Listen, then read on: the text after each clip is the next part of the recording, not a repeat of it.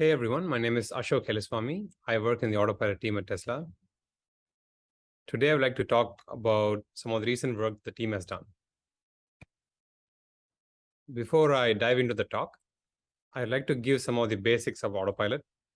For those who do not know, every Tesla that has been manufactured in the last few years has basic Autopilot.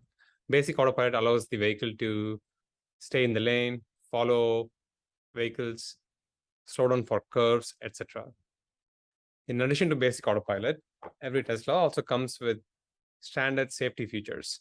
These are features such as emergency braking and steering to prevent many types of collisions. In addition to these basic features, about 1 million Teslas since 2019 have more advanced navigation on the highway. This stack could be able to perform lane changes by checking the blind spot, take exits off the highway, handle clover leaves, and then merge back onto highways. And finally, around 100,000 Teslas now have the full self-driving beta software. This is our most advanced driving software yet, and is capable of handling driving all the way from the parking lot through city streets into the highway. So this software, for example, would make the car be able to stop at traffic lights and stop signs, properly yield for vehicles that are crossing and make protected and unprotected left and right turns, go around parked cars and other obstacles. And this is again in the hands of 100,000 Tesla customers. Here I'm showing a video recorded by one of our customers driving around in dense San Francisco neighborhoods. All of the things that you're seeing here, such as the road boundaries, the lane lines, vehicles, including their position, orientation, velocity, all of it is produced by running algorithms and neural networks on our onboard computer that consumes 8 1.2 megapixel cameras.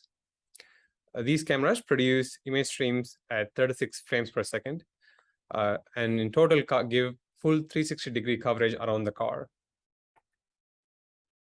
We have inbuilt 144 teraop compute platform on every car that runs these neural networks.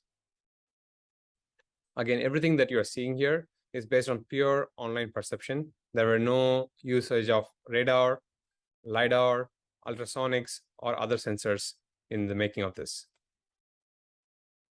In fact, we don't even use HD maps, which are typically used in other autonomous driving solutions. All of this is based on the live camera video stream that produces this output, and the planning stack is able to navigate such complex scenes with just this raw live input. Today, I'd like to talk about something that's actually not shown in the visualization here. That is how we handle general obstacles. When we started out building out our more advanced stack, we wanted to come up with some way to represent general obstacles. And we started out with this image space segmentation method, which is pretty much standard for doing this. So here, every pixel in the image space is labeled as whether it's drivable or not drivable. And then the hope is that the planning stack can then use this to navigate the scene. But there are a few issues with this approach. First of all, these predictions of whether some pixel is drivable or not is in the image space, in UV values of whether some pixel is a drivable pixel or not. But then in order for the car to navigate the world in 3D, it needs to have the predictions in 3D space so that it can build physical models of interaction and handle the driving task. But going from image space to 3D space, when done in this way of pixel-wise segmentation, can produce unnecessary artifacts or unnecessary noise in the system. For example, the few pixels at the horizon of the image can have a huge influence depending upon how we transfer this image space into 3D space. And we do not want the planning stack to have such noisy drivable space. And this is actually not a fundamental limitation. This is just limitation of this representation. This kind of representation also does not provide the full 3D structure of the scene. So it's hard to reason about overhanging obstacles, or walls or other things that can occlude the scene. A different way to model general obstacles is to use dense depth. In this task, you can make the network predict depth on a per pixel basis. So every pixel produces some depth value. But even though these kinds of depth maps look really pretty when visualized in the color space, but when you use the depth to unproject the rays into 3D points and visualize those 3D point clouds, while they look decent close by, as the distance increases, they are inconsistent and very hard to consume downstream. Depth, for example, can be inconsistent locally. So walls would not be straight lines. It could be waving and curving, etc. This also has the same issue that things close to the horizon are represented by very few points. That makes it hard for the planning stack to write reasonable logic around avoiding obstacles. These depth maps are produced on the image plane on a per camera basis. This also makes it hard to produce a single consistent 3D space around the car.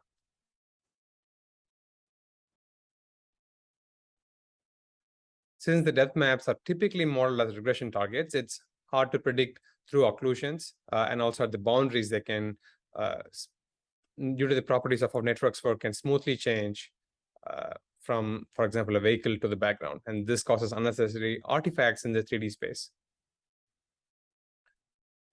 Our solution to this problem is what we internally refer to as occupancy networks. Here's an example prediction from our occupancy network. I'll pause for a moment here for you to look at the predictions.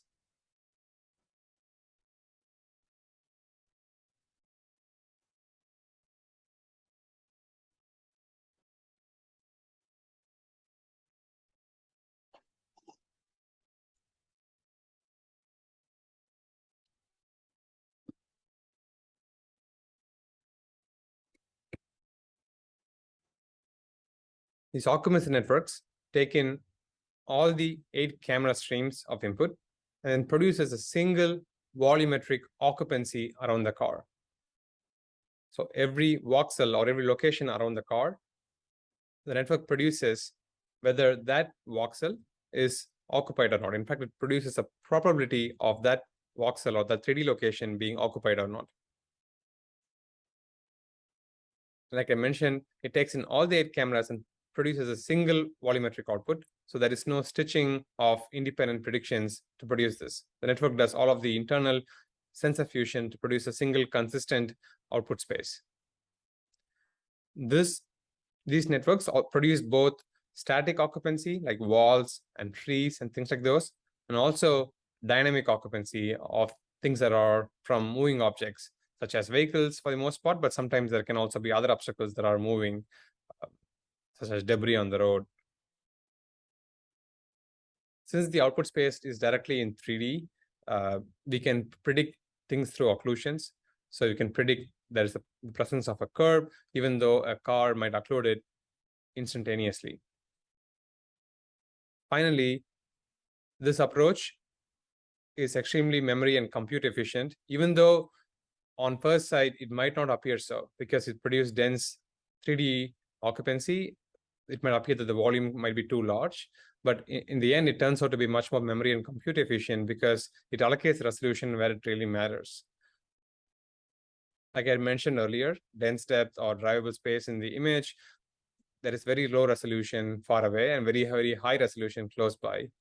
But in the occupancy networks, you get almost uniform resolution throughout the volume that is relevant for driving. And that makes it extremely efficient. The networks that I'm showing here, for example, run within 10 milliseconds on our compute platform. This enables the network to be run at 100 Hertz, which is much faster than what the camera even produces the images at. So how is this done? Let's take a brief look into the architecture.